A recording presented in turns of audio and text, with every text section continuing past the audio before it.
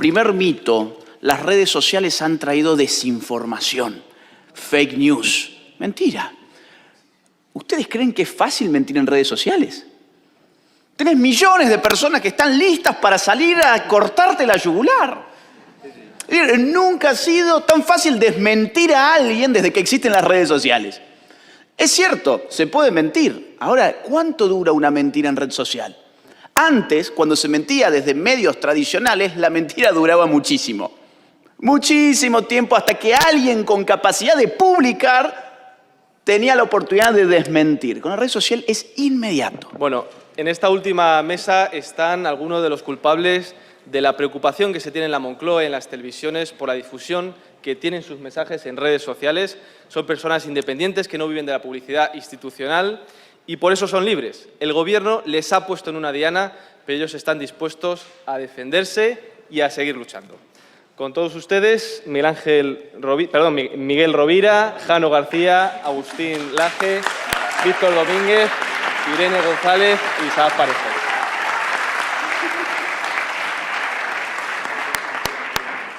Empezamos por Agustín Laje, todos le conocéis, escritor y politólogo, y queremos realizarte la siguiente pregunta. ¿Las victorias de Milei y Trump suponen una buena noticia para la libertad de expresión? Bueno, antes que nada, muy buenas tardes a todos. Gracias al grupo parlamentario de Vox, gracias especialmente al diputado Manuel Mariscal. Muchísimas gracias por la invitación. Es un honor para mí estar hoy compartiendo estas jornadas con ustedes. Vamos a ver, yo establecería 3 ejes de análisis. Voy a tratar de hacerlo en 5 minutos en 3 ejes de análisis. La pregunta es, ¿la libertad de expresión está mejor o está peor hoy en Estados Unidos y en Argentina con las presidencias de Trump y de Milei respectivamente? Primer eje de análisis, la censura tradicional. Hablemos de la censura tradicional. ¿Qué es la libertad de expresión? Yo diría, hay libertad de expresión allí donde la razón y la voluntad del individuo informan su decir y este decir puede circular sin coerciones externas. Es decir, para violentar la libertad de expresión hace falta constreñir la voluntad y la razón de un individuo a través de una coerción externa. Y en ese sentido hay 2 maneras tradicionales de coartar la libertad de expresión. Por un lado, prohibir decir algo y por el otro lado, obligar a decir algo. Son las 2 maneras. No digas esto o al revés, forzosamente debes decir esto otro. Empecemos por lo primero. No podés decir esto. Bueno, en realidad, ni Milei ni Trump han desencadenado ningún tipo de persecución contra ningún periodista y contra ningún medio de comunicación, con lo cual ya eso es una ventaja si lo comparamos con los gobiernos anteriores, tanto de Estados Unidos como de Argentina. Pensemos, por ejemplo, incluso en la era Obama, periodistas de Fox como James Rosen, perseguidos por los aparatos de inteligencia de los Estados Unidos. Ni hablar en la época Biden, perseguido el pueblo norteamericano en la época de la pandemia, donde incluso los jerarcas, los dueños de las redes sociales han salido a soltarle la mano en los últimos días de gobierno a Biden y declarar públicamente que el gobierno norteamericano les obligaba a censurar. Es decir, ya tenemos ciertamente un avance en tanto y en cuanto ni Trump ni Milei han avanzado contra la libertad de expresión de medios periodísticos. En el caso de Milei podemos compararlo con el kirchnerismo. El kirchnerismo usaba 2 aparatos, el aparato fiscal del Estado para coercionar a determinados periodistas, para perseguirlos fiscalmente y destruirlos económicamente, y por el otro lado utilizaba también a los servicios de inteligencia. ¿Para qué? Para carpetear, como decimos en Argentina. La otra tiene que ver con obligar a decir algo. En Argentina nosotros tuvimos durante muchos años una institución que funcionaba como la policía del pensamiento orwelliana.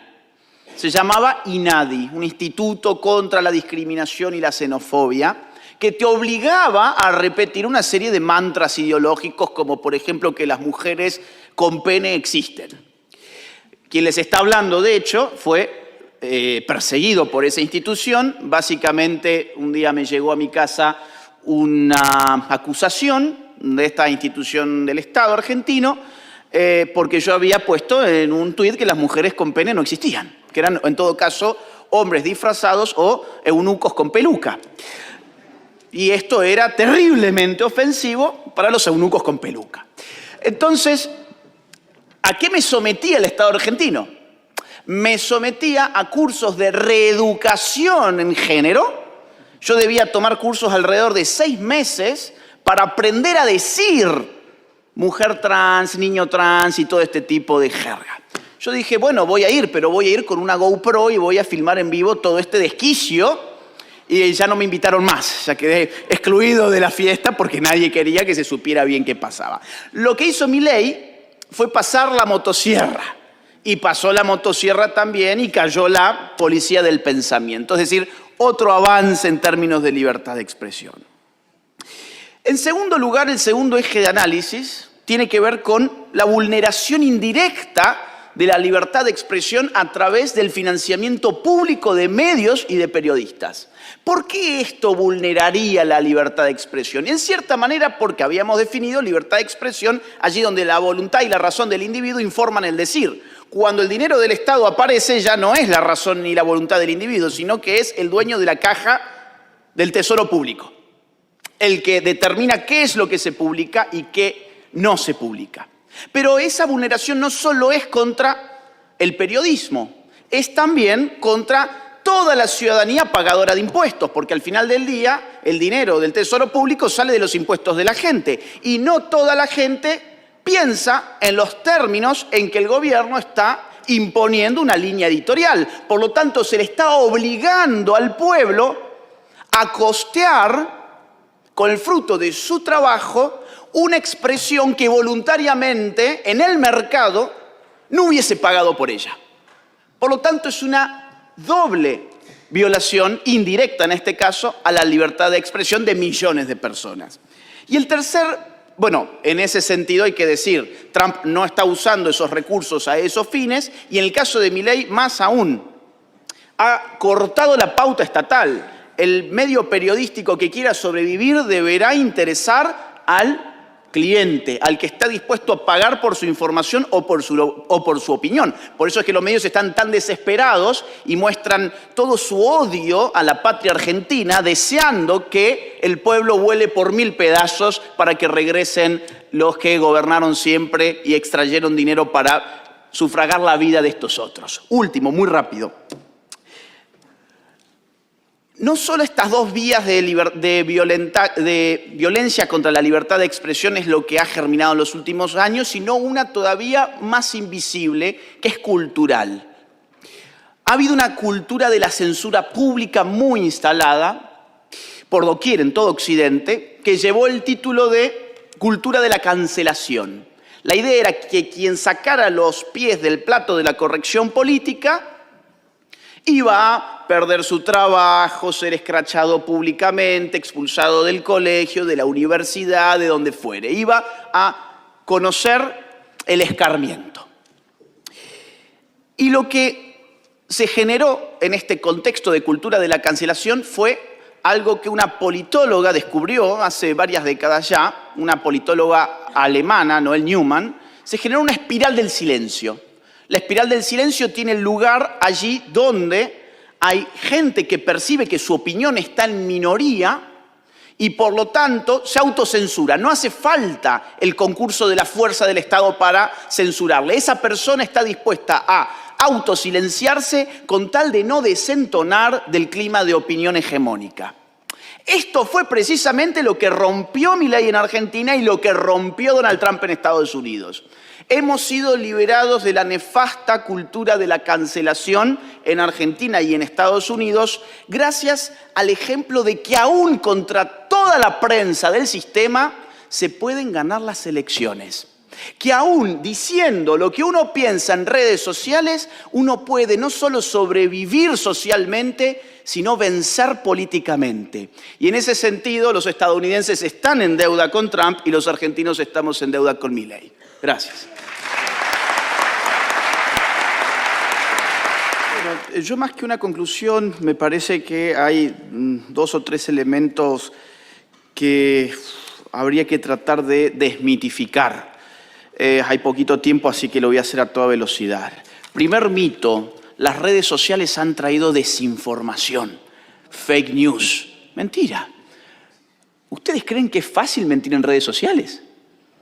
Tenés millones de personas que están listas para salir a cortarte la yugular.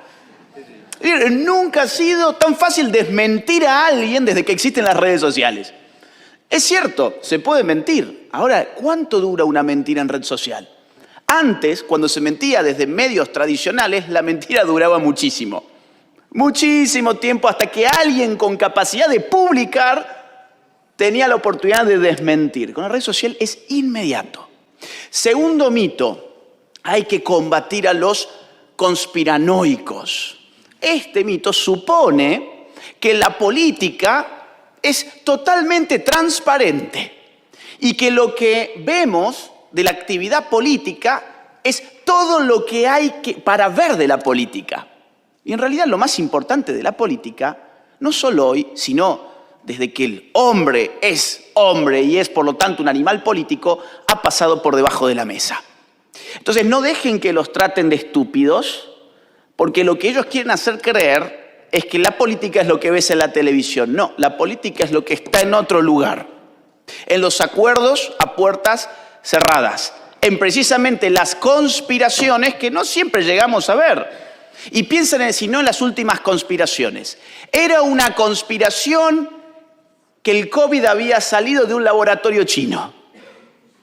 Era una conspiración que no era conveniente obligar a la población mundial a vacunarse en periodo experimental.